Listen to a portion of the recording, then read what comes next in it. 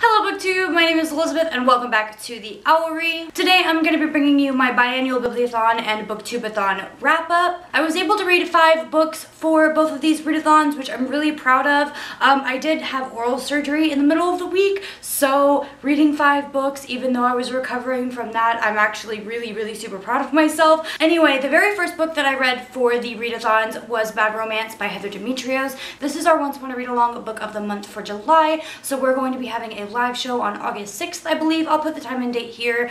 Trina from Between Chapters is actually going to be joining Chloe and I to talk about this book. I'm really excited about it. But basically this story is about a girl and her home life isn't very good. Her mom and her stepdad are very strict and almost to the point of kind of mental abuse. And then she gets into this relationship with this guy and then that becomes an abusive relationship. So definitely a big trigger warning for abuse. There also is a trigger warning for rape. So if any of those things trigger you, I would definitely steer clear of this. Abuse is the main storyline, the main plot point in this story, so definitely watch out for those trigger warnings. I thought the story and the plot were done very well. I enjoyed the story. I enjoy the way that the story was written, I should say. Like the entire time that the plot is happening, I'm just like screaming at this girl to like see the situation that she's in, but I feel like the character development of the story and the way that it ended was done very well.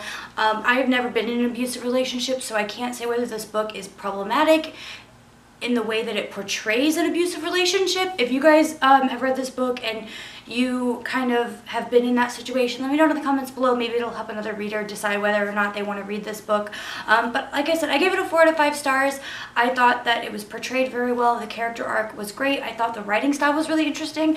The title is Bad Romance, and the very beginning of the story there's a quote from the Lady Gaga song Bad Romance, and music and theater is a really big part of this story. It's something that the character really identifies with. She is in theater and she's a really big lover of music, so if that's something that intrigues you, it was definitely something that I didn't expect. I thought that the title of the book was kind of just like a coincidence, but I ended up really enjoying that aspect of it too. So yeah, I gave this one a 4 out of 5 stars. Overall, I really enjoyed it. If you want to hear my thoughts and Chloe's thoughts from the Bibliophile and Trina from Between Chapters, definitely join us for the live show. That is next Sunday, I believe, and I'm just really excited to talk to the girls about it. Now, Bad Romance was not on my TBR. It was actually a book that I needed to finish before the readathon, which just didn't happen, so it didn't meet any of the challenges that I know of. But the next book that I read was on my TBR. It is Persepolis by Marjane Satrapi. I don't think I'm pronouncing your name correctly, I'm sorry. But basically this is the author's story. This is a graphic novel and this is the artwork that's in it. So it's not my favorite style of art. I don't like black and white. I really like lots of color, but the what's it called? The panels are very simple to read. I think this is a really good book for anyone, or a good graphic novel for anyone who's just getting started reading graphic novels. But it's the author's story, but kind of like her autobiography of her growing up in Iran and all of the government issues that were going on during this time with the revolutions in the 80s and 90s, I believe. And I learned a lot from this story. It was really interesting. It was really cool to see, you know, a citizen of Iran and what she went through and what her parents and her family went through during that time. It gave me a lot of strong feelings about what she went through, and it definitely made me more empathetic for the people who live in this area during that time. It was just overall a very interesting read. I think I gave it a 3.5 out of 5 stars, mostly because I think the writing style was a little choppy. There was some points where I really didn't understand what was going on historically.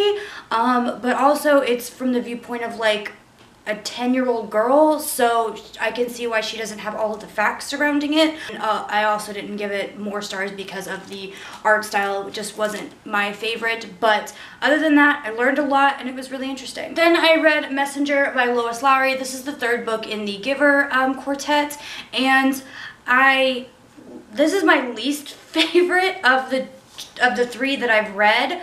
I did like it. I liked how it was very definite.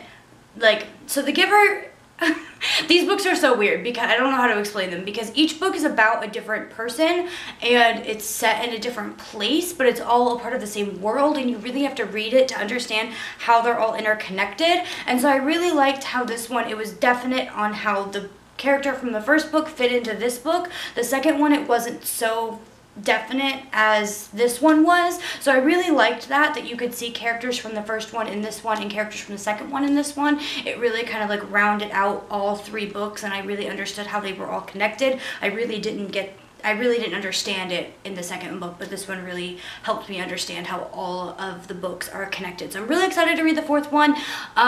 Like I said, I think I gave this one a 3.5 out of 5 stars.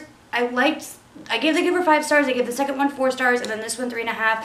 I just wasn't as connected to the main character as I was the first 2 books, and I mean, Lois Lowry has a really amazing writing style. I think this story is really unique on how it's set in different places and how all the characters are interwoven, but you have to kind of like connect the dots yourself. It's not like written there in plain English. You kind of have to read between the lines and understand what's going on, and so I really think that's interesting. I mean, this series has like 5 out of 5 stars for creativity and uniqueness, but it's really something that I don't think everyone would love, but I'm in the middle of the road on this one. I'm excited to read the 4th one to see how I feel about the entire quartet as a whole. Yeah, that's really all I have to say about this. I can't say too much about the plot because of course it would give away spoilers, but I think that this is a really good series and I'm excited to read the 4th one. Then I read Harry Potter and the Order of the Phoenix for the first time, which was really exciting. This book took me almost a whole week. I was listening to an audiobook throughout the week, and I enjoyed this. It wasn't what I was expecting. Like, I've only ever seen the movies, and I've read books 1 through 5, but I needed to read 6, 7, and 8, and so it was really cool to see little tidbits in this book that weren't in the movies, and there wasn't a lot of things, like everyone's like, oh, you have to read the books because there's so much more in the books. There's not as much in this one as I was hoping. Maybe there's more in the 6th and 7th ones, but I still really enjoyed it. I mean, it's Harry Potter. There was so many really cool things that I you know, learned for the first time and that weren't in the movies that I thought was really cool. So yeah, I'm excited to read 6 and 7. I don't know if I'm going to get to them immediately, but I will eventually. But I think I ended up giving this 4 out of 5 stars. There are definitely some things that I didn't like about it, but maybe that has something to do with the fact that I have previous knowledge of what's happened in this book and I've seen the movies, so I already have like a previous idea of what this is supposed to be, and it wasn't exactly that, so I might be a little biased, but in the end I really enjoyed it and I'm excited to finally read Harry Potter books 6 and 7. And then last night at the very end of the BOOKTUBE-A-THON, I was able to finish The Crown's Fate by Evelyn Skye. I really, really enjoyed this. The ending was not what I wanted it to be, but the entire book, like all the way up until like the last 10 pages, were perfect. Like, the ending was so good. Like, this, if you're thinking about reading this series and you're like, oh, she didn't like the ending, maybe I shouldn't read it. No, read it. You should still read it. It was just the ending was a tad bit disappointing for me, but I love this series. Basically, The Crown's Game, the first book in the series, is about 2 enchanters, and they have to go compete against one another to become the Imperial Enchanter, and the magic system is so beautiful, and the way that they compete against each other was so awesome, and I love how this is kind of like a historical fantasy. I love historical fantasies. It's one of my favorite genres. You just don't get a lot of them in young adult, but it's just so interesting to see a historical setting with all these magical aspects put into it. It's just so cool, and I love the way that Evelyn Skye, she has such great writing and imagery in this story. She has just this way of writing that makes you can just use your imagination to view all these amazing things that she's talking about in this story, and it's so cool. Evelyn Skye has an amazing writing style. I love the story. It was so unique. I loved almost everything about it. The character development with all 3 of the main characters was really interesting. I loved the side characters. They had depth, and they were funny, and they had a lot to do with the plot, even though they were side characters, which is really cool. It's just that ending. I just wanted something a little bit differently, and I wish I could tell you what it was, but then that would be a huge spoiler.